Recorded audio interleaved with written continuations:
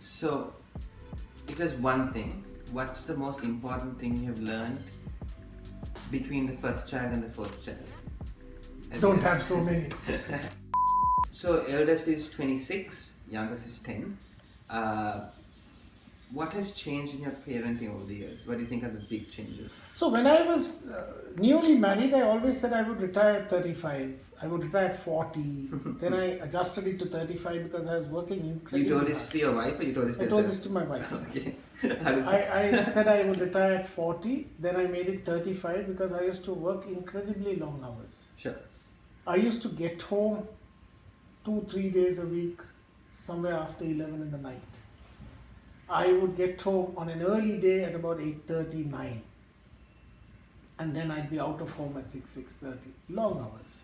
Travel the country, set off at 4 o'clock in the morning for a branch opening in Anuradhapura at the auspicious time of 7:14. Sure. That kind of thing. So you have to leave early enough to get there. I tried to avoid going and staying overnight where possible. But that was life. So I was working so hard and I used to say 40 I'm retiring because then my children will be of a certain age, I like to spend time with them, etc. In some ways, she complains that I said 35 and then didn't stick to that, but 40, it sort of happened where the role changed, my job role changed, and so therefore I am more available to all my children. Do you feel that maybe the older ones, is there anything you feel like you missed out because you work so late compared to maybe... Well, in some ways, yes. As I said, I come home late. Most days of the week, I didn't see the children before they went to bed. They would sometimes come and tell me bye when they're setting off to school and I'm still in bed. Yeah. And that used to continue. But I tried to steal time on the weekends. I used to spend time with them, take them wherever, entertain them, do all sorts of things. Because that is my upbringing as well, where my father worked. I had an absentee father, but my mother was always there. Sure. And so my wife was a devoted housewife who dropped the children, picked them up, spend time with them, take them swimming, sit there while they're swimming. She gave them more than enough time, so they didn't feel a lack in that sense. But a nice story is that my youngest son, who's grown up in this more relaxed Ramesh era, calls me up one day when I've gone to work and says, "Appa, where are you?" I said, "I'm at work." "What time are you coming?" I said, "Maybe 4:30. "Why so late?" But The other children never saw me coming home in daylight. But that's probably a reflection of as you get more senior and senior roles, you have more flexibility with your time also, right? That's partly. It's also because I'm sort of working in a family business. It's how much I decide to take on. Sure. It's also at this position, like you say, when you're slightly more senior, you have people you can delegate it to. Also, when the organization grows, you can delegate things to others. And so you're not sitting and number crunching yourself, etc., etc. So in that sense, the work role has changed. Priorities have also changed. Sure. Being purposeful in spending time with your family has to be a decision one makes. So when my daughter was away in England studying, I made it a point every term to visit her, especially when it comes to exam time, etc., because that was a support I always wanted to give my children. Sure. Why do I do that? Because my father made sure he did that. I understand. So when I was in the middle of exams, my father would come with us to the exam hall. He'd be there when the exam finishes, take us out for lunch, give us lunch, drop us back at the exam hall. He's there to pick us up. That support is there. And so when my children took their O-levels, I would drop them at the exam. You repeat what you know and what you learn. That puts them at ease. Have a little conversation without stressing them about the exam. Help them to relax. So that's the sort of thing I like to do. So, if there's one thing, what's the most important thing you have learned between the first child and the fourth child? Don't have so many. No, having children is wonderful. What have I learned? If I could roll back the clock, perhaps I would be less strict. I was a very strict parent, influenced by my mother. Very strict. My daughter still reminds me that she went 1 minute over time on her computer and earned a 1 month ban. But that was how I was. Sure. Because you come down hard, then they won't repeat it.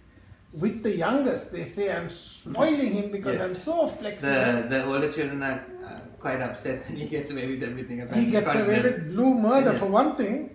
in the last so many years, thanks to the transformation that has taken place after I've become more spiritual, this youngest fellow hasn't got a single smack from me. The others got more than enough. And so they say, I spoil him, but it's trying to be a little more communicative. So one day he comes up to me and says, Appa, I'm not happy with the way you're doing things. So what do? It was like a performance appraisal. So I said, okay, write down the things you're not happy about and let's talk about it.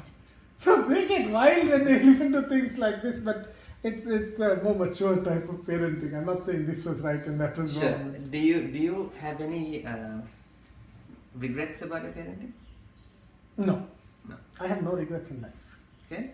What about, you got three adult children. What is changing in this season as you parent them through this season? What does that look like? So firstly, I tell my youngest son he's my only child. And he says, really? I said, yes, the other three are adults, so you're my only child. Because it's 26, 23 almost, 21, and then a 10-year-old. Completely different parenting, 3 in their 20s and Sure. one who's 10. He's more of a teenager though he's 10, because he's got that maturity from associating with older siblings. His conversation, his arguments, his logic, all of it, his humor. And he's like the toy for everyone else. Sure. But then in their lives, they're trying to establish themselves now in their own ways, find their place on this earth. And so the challenge really, I wouldn't call it a challenge. The objective is to help them to find that place. Sure. Help them to be the best version of themselves, not to help them to be what I want them Yeah. to be. So in my father's case, perhaps he didn't have too many choices. So he said, study accountancy. I studied accountancy. He told my brother, study accountancy. He studied accountancy. He told my sister, you study accountancy. She studied accountancy. So 3 accountants in the family. Schaffter is just, this is what we were supposed, like, accounting was what we were supposed to do. We went that way. We went that- into insurance and just Yes, my oldest brother had to study insurance. He didn't like insurance, but he is an insurance sort of expert. The fact is that when you have the flexibility, then you try to see, okay, what would suit them, what brings out the best in them, what motivates them, things like that. What are your, I suppose then the question is, if you could boil it down to a statement or two, what are your hopes for your children? How would you know that you've done a good job? I don't know if you'll ever know. But what would I like to see? What is my objective? My objective is not to see my children having a successful career and earning lots of money or any such thing. It is for them to flourish in what they are talented in. And giving them the room to flourish. Creating the environment, trying to give them the best in terms of support, giving them the sort of education that will open out the avenues for them to flourish. So that they can have a fulfilled life. Sure. People chase success, but success is not something you should chase. If you're doing the right thing, success will just chase you. Sure. So my daughter, for example, studied law and wants to pursue human rights. Everyone in her class said, don't do human rights, there's no money in it, do commercial law, you can earn big bucks. But that was not her priority in life. Sure. Now, commercial law would have been ideal. Now you come into a business, you can support the business. But no, you want a lawyer, we can hire a lawyer. She wants to do human rights and find fulfillment in that. I should create the environment that allows her to do that. So each one needs to be given that space. And I would like to be the father who helps them to find that space and supports them in their path, not try to push them into my path. Because at this stage I have that flexibility. Sure. So my son, for example, is playing cricket. He is intelligent, he is going to uni, but at the moment his priority, number one priority is cricket. Now, 3 of us played cricket. I have 2 brothers, so all 3 of us played at varying levels and varying degrees and perhaps varying levels of talent. But the fact of the matter is, at a point it was a trade-off between the need to work and the need to play. Today I can give my son the choice. Sure. And so therefore he can pursue it to the best of his ability. He may be successful, he may fail, but he won't come to my age thinking, if I didn't have to work, I would have played for Sri Lanka. Sure. It will be, oh, I played for Sri Lanka, or I failed trying. Sure. So that is what I mean. I create the environment and give the absolute support. So what do I mean by support? I used to wake him up at 4:45. I used to make his breakfast. I used to drive him to practices. He had to report at 5:15. He eats in the car. For me, I was creating the environment for him to flourish. Sure. And that is the support that I could do. And sometimes I go to bed at 1 o'clock and get up at 4:45. But that is the commitment I had to bringing up children and giving them that.